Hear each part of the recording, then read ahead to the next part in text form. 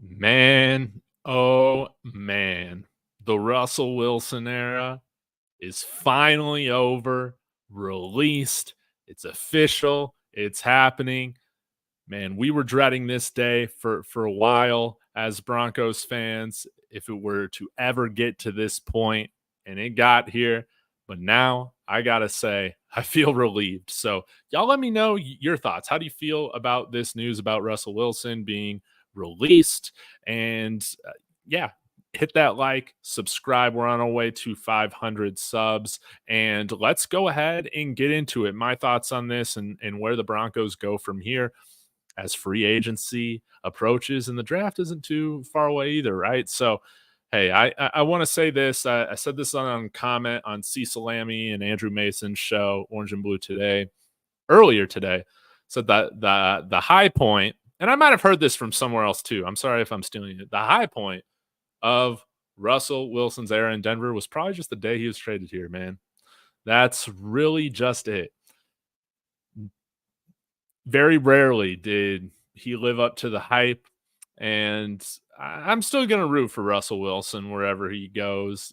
He definitely turned out to be the most cringy quarterback of all time, and that made it hard. That made it extra hard, and so I'm glad we're not going to have the distraction of him just being cringy anymore.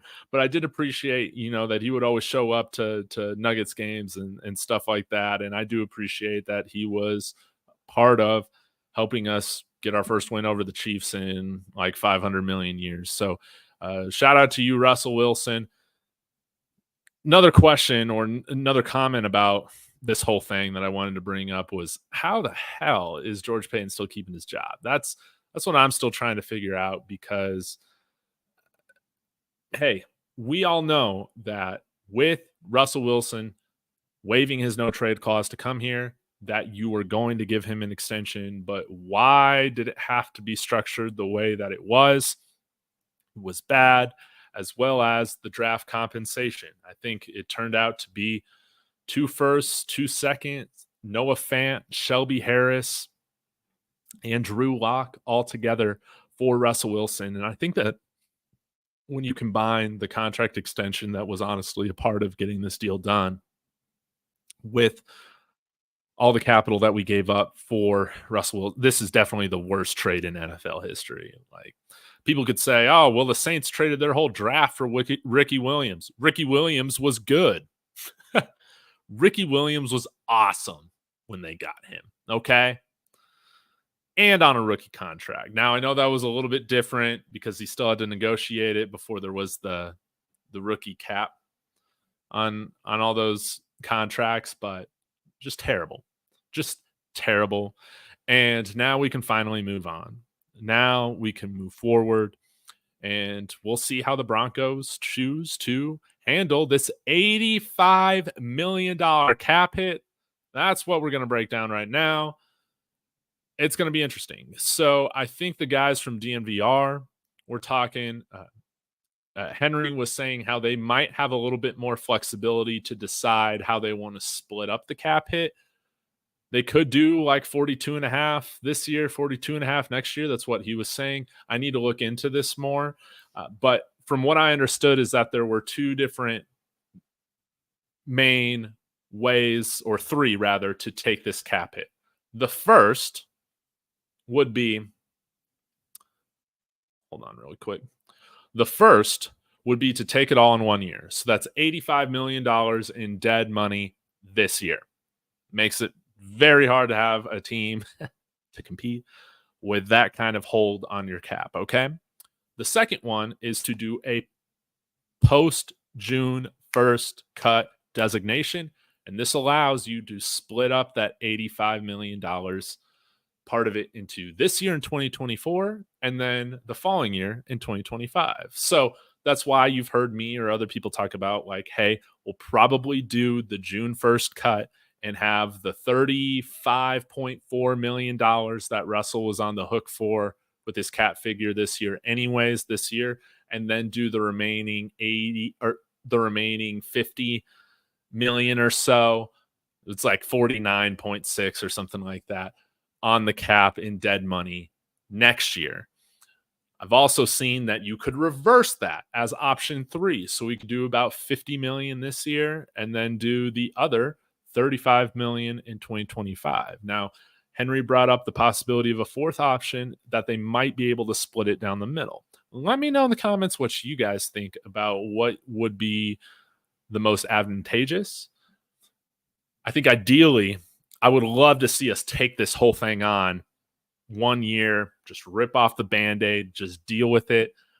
But that's going to cause some problems. And I do think if we do the 35.4 million this year, the 50 million in 2025, that does give us a ton of cap flexibility still to manage it for this year and next. And again, I will show you guys if you have not seen this. So we'll continue to have Rusell Wilson's 2024 cap figure on here because this is what, if we do the post June 1st, this is what his hold on the cap will be. It'll just be in dead money. It won't be a cap figure. Okay.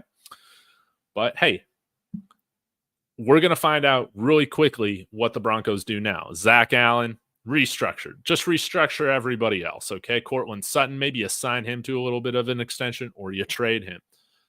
I think if we were to trade, where'd Cortland Sutton go? If we were to trade him, I think it's like the same thing. Okay, so we actually save less money if we trade him. So let me restart this. Restructure Ben Powers, restructure Alex Singleton. And going through those restructures, we get to about what we need to be to have at least a little bit of cap space, 6.6 million, okay? Now we trade Jerry Jeudy, which I think we all think is going to happen. We'll see what kind of pick we can get for him. We cut DJ Jones, which a lot of people are expecting us to do, that cover the Broncos regularly. And let's keep Garrett Bowles in this situation, but let's trade Justin Simmons, another guy that I think we probably will get rid of. We will cut Tim Patrick and save about $50 million, or save about $9 million from his original 15 that he was owed. And then there's some other cuts that we can make that'll open up a little bit more cap space for us. For instance, Tremont Smith, he's a guy that we can cut. Damari Mathis, or not Riley Moss, Damari Mathis. Wuzurike is a guy that we should cut, and I expect us to cut. And maybe even somebody like Greg Dulcich, somebody that I'm kind of out on right now. I think that he just hasn't shown that he can be healthy. Here he is. So you got, let's see, 13 moves, and that opens up $58.6 million in cap space for this year.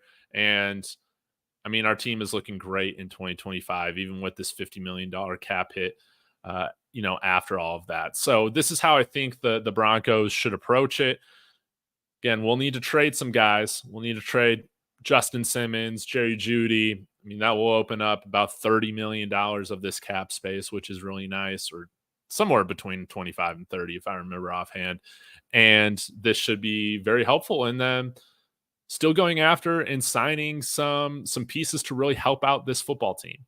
And I really do think if we're going to bring in a rookie quarterback, let's continue to make sure that this roster has a handful of veterans for this rookie quarterback to rely on. And so, hey, if you're opening up around $60 million of cap money, that means, hey, we can go after another bridge quarterback if we want to do that. We can go after somebody like Sam Darnold. I did a video on trading for Sam Howell the other day. The idea of Jameis Winston coming in here is something that I'm still very excited about.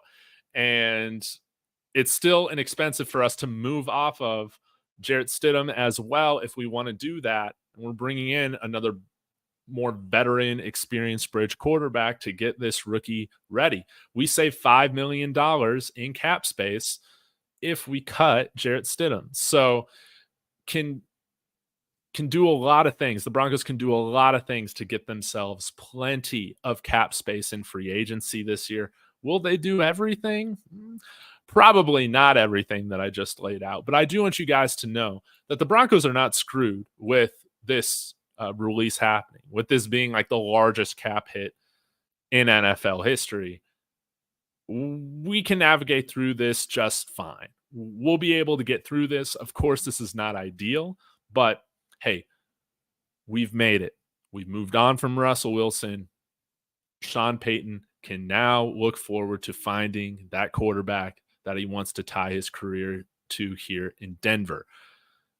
I wonder if it's going to be J.J. McCarthy. I wonder if it's going to be somebody else, Michael Penix, Bo Nix, Spencer Rattler, Michael Pratt.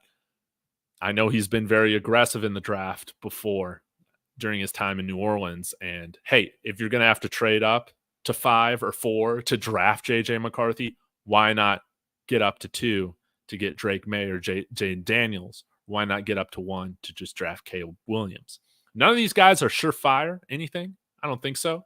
But no matter what quarterback is picked by the Broncos, I think they're going to have an above average chance of succeeding because so much of their future, or these NFL draft picks' future, is determined by the coach that they go to, the staff that they're with, especially at the quarterback position. So while we could have drafted, for instance, hypothetically, a guy like Caleb Williams with Vic Fangio, Josh Allen maybe, right? Or with Vance Joseph,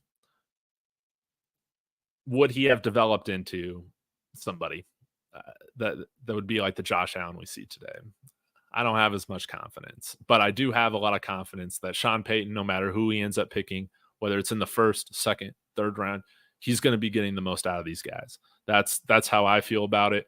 Even if it is Bo Nix, that might be hard for me to say right now. So y'all let me know your thoughts in the comments. I really do appreciate it. Hearing what you guys have to think as well. I'll be back tomorrow. I got some videos already made about how the Broncos can play out this free agency period and this draft. Thank you again so much for tuning in. Be sure to like and subscribe. We're on our way to 500. I guess I'll give it one last hurrah. Broncos country, let's ride.